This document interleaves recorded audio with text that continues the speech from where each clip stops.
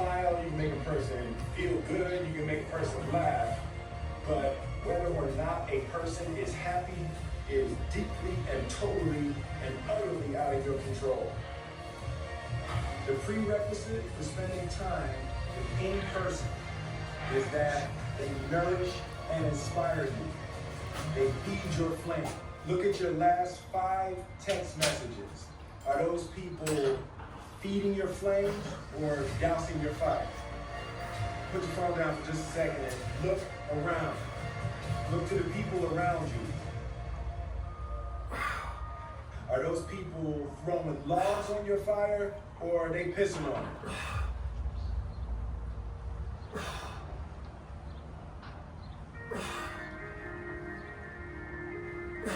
I want my life, I want my work, my family, I want it to mean something. And it's like, if you're not making someone else's life better, then you're wasting your time. The separation of talent and skill is one of the greatest misunderstood concepts for people who are trying to excel, who have dreams, that want to do things. Talent comes naturally. Skill is only developed by hours and hours and hours of beating on your craft. You don't try to build a wall. You don't set out to build a wall. You don't set out to build the biggest, greatest wall that's ever been built. You said, you lay this brick as perfectly as a brick can be laid. There will not be one brick on the face of the earth that's going to be laid better than this brick that I'm going to lay in this next 10 minutes. And you do that every single day, and soon you have a wall. And I think psychologically, the advantage that gives me over a lot of people that I have been in competition with in different situations is it's difficult to take the first step when you look how big the task is.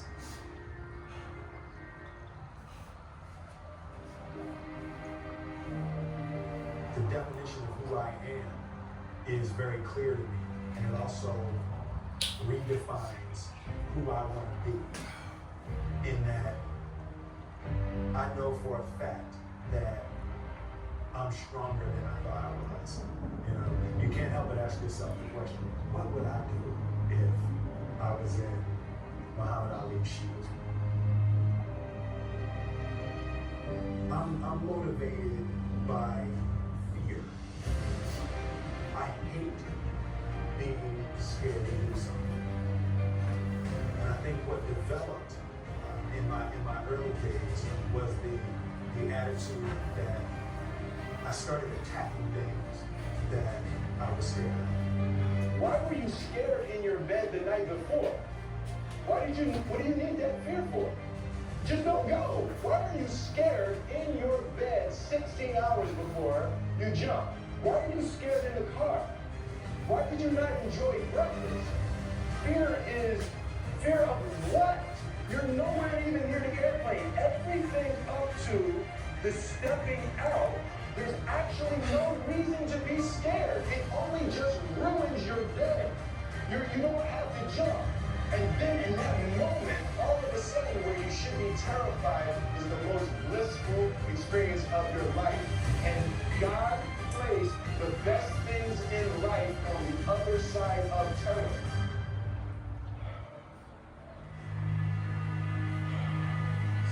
And they had the nerve to count you out. That's because they didn't understand that your motivation would never let you stay down for the count. It's times like these that we separate the real from the fake. And when it's like you can take a punch and bounce right back because you understand and know exactly what's at stake. It's times like these that we separate the real from the fake. And when it's like you can take a punch, bounce right back because you understand and know exactly what's at stake. It's money time, baby. And this is for all of the martyrs. It's put up or shut up. Survive in advance. Win or go home. And that's why you spend all those hours crying. That's why you spend all those hours pushing yourself to the limit. You spend all those hours running. That's why you spend all those hours sacrificing. You spend all those hours sweating. Because you know there will be no time for regretting, fretting, or letting yourself or your teammates down. See, you are bound and determined to enter into the race.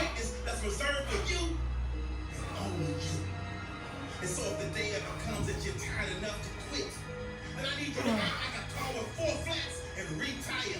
Oh, you heard me. I said, if the day ever comes that you're tired enough to quit, then I need you to act like a car with 4 flats and retire.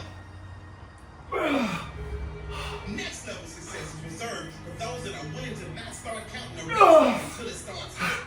Not start counting the shots made until their arms are dead tired. Not start counting the sprints until they're already breathing hard. I heard a wise man say, it hurts, but it works. I say when it hurts, then and only then will you start receiving the perks, the accolades, the attaboys, the attagirls, the great jobs, the alley-oop lives, the celebration parties with the lobster and shit kebabs, the hoisting of the banners, the sizing for the rings, the smiles, the hugs, and all of the love and respect in between. See, some of you out there, you in the dark. And you know what I want you to do for me when you're in the dark, right? Turn the lights on when I'm talking to you, because I don't think you heard me. I said, next level success is reserved for those that are willing to not start counting the reps until it starts hurting. Not start counting the shots made until their arms are dead tired. Not start counting the sprints until they're already breathing hard. So just when they think you're about to throw in the towel, that's when I need you to recall all of the days that you went that extra mile. All of them days that your friends said you were foul, but you said you couldn't hang out because you were dialed in. You were locked in. You were in a zone. So you had to be strong because you knew the day would come when you would have to show the world that you could overcome any adversity, any obstacles, any hardships, any setback, because you were prepared for any and everything. You understood that it would be impossible to run with them cheetahs when you're walking with the turtles. You understood that it would be impossible for you to run with the cheetahs when you were walking with the turtles. So your mindset is that of a track star, and that gives you the mental strength to leap over life's hurdles, to power through the speed bumps, to push through the roadblocks, and continue to grind past any and every obstruction that attempts to deter you from your ultimate goal of next level success. So the stresses of the world, you laugh at. The dreams they say are out of your reach, you grab at. The things they say you can't achieve, you take a stab at. And when the bullies of life try to knock you out, you stick and move, and you jab at. I said the stresses of the world, you laugh at them. The dreams they say are out of your reach, you go and grab at them. The things they say you can't achieve, you take a stab at them. And when the bullies of life try to knock you out, you stick and move, and you jab at them. And on the rare occasion that you take a punch from life, and it knocks you down, you dig deep, and then you dig deeper. And then you dig even deeper because you understand that this is the moment to pick yourself up, push through with determination and grit because of all your resilience, commitment, hard work, perseverance. You have now put yourself in position to show the world that you got that dog, and your inner dog has no quit. I said this is the moment to pick yourself up and push through with determination and grit because of all your resiliency, commitment, hard work, perseverance. You have put yourself in a position to show the world that you got that dog. And your inner dog has no quit. I hated jumping out of airplanes. I hated shooting guns. I hated the job as a Navy SEAL. But I did it because I wanted to change myself. Everything I do, I'm not really comfortable doing. But if you choose to go that route, to go be a Navy SEAL, you might as well go be the hardest mother in the world. Because if you're choosing to do something, you have two routes. You can go there and be a little weak person and get through barely, and that's your reputation. Or you can go through the hardest guy you can possibly be, and that's your reputation. So my whole thing is, if you're going to choose to open that door in Iraq or Afghanistan, open them up and go in hard. Because they're going to remember you by slowly opening it and peeking in. So if you're going to open it, and you made the mind to open it, don't crack it open. Open the door, go in. That's with life. If you choose to do something, attack it. Because they're going to remember you as not attacking. So I want to be remembered. You can hate me, but one thing you can't say about me, I didn't attack it. So that's the mentality you have. If you're gonna do something, you might as well attack it, because you do it anyway. Who on this earth would still be going right now? You are. You are.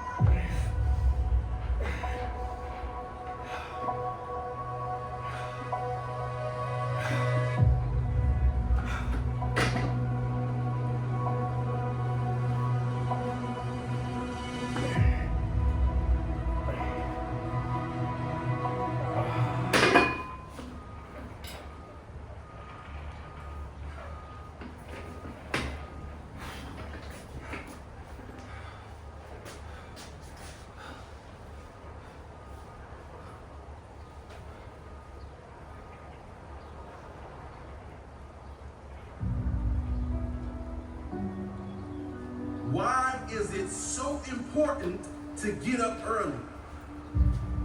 Some of y'all don't want it. That's why you ain't got it. I don't sleep when I'm tired. I sleep when I'm done. The average millionaire wakes up at 4 a.m.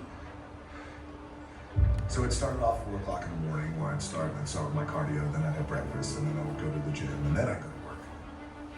Some of y'all have no idea what 4 a.m. looks like Why would you not wake up at 4:30? because you're too busy sleeping in. I'm pretty sure I wake up earlier than all of you. We don't sleep when we're tired. We sleep when we are. Too busy hitting the snooze button multiple times. Excuses sound best to the person that's making them up. And if we can really be honest, some of y'all don't even go to bed until about 4 a.m.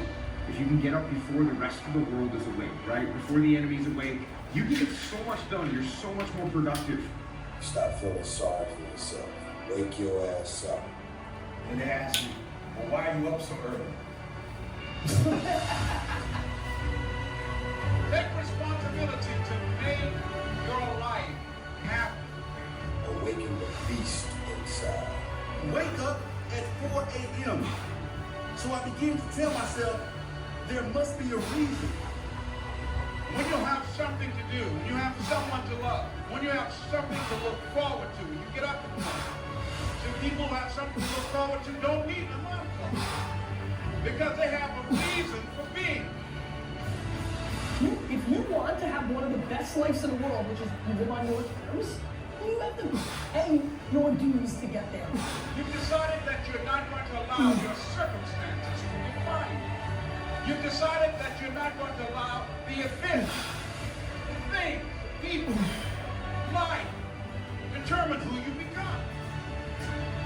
You gotta follow with your life. You gotta follow with your environment. Do something about it. If you want more freedom in your life, you have to have more discipline. If you do what is easy, your life will be hard. But if you do what is hard, your life will be easy. You decided that you're not going to go through life being a whiner, being a complainer. That you're going to take responsibility for what it is that you want to create. The greatest ability that God has given humankind above the animals is the ability to choose.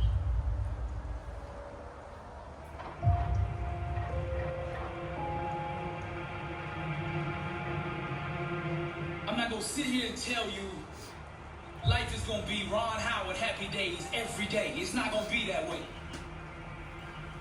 Matter of fact, it's probably gonna be the opposite. You see, the enemy is gonna throw everything he has in his toolbox at you. Now, he can't stop you himself, but his objective is to get you to stop you. This message is for the struggle, for all those going through trials and tribulations. People in this world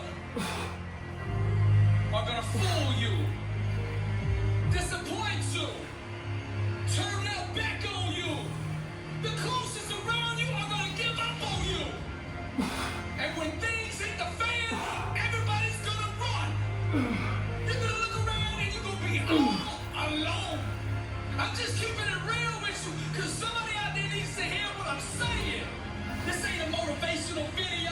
Man, this is life. This ain't no game to me, and I know what you're going through.